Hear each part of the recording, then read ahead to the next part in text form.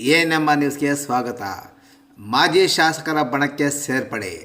ಚಿಂತಾಮಣಿ ತಾಲೂಕಿನ ಕೈವಾರ ಹೋಬಳಿಯ ಕೈವಾರದ ಚಂದ್ರ ಮತ್ತು ಹೊಸಳ್ಳಿಯ ಚಿಂತಡಪಿ ನಾರಾಯಣಸ್ವಾಮಿ ನೇತೃತ್ವದ 15ಕ್ಕೂ ಹೆಚ್ಚು ಮಂದಿ ವಿವಿಧ ಪಕ್ಷಗಳನ್ನು ತೊರೆದು ಮಾಜಿ ಶಾಸಕ ಡಾಕ್ಟರ್ MC ಸುಧಾಕರ್ ಬಣಕ್ಕೆ ಸೇರ್ಪಡೆಯಾದರು.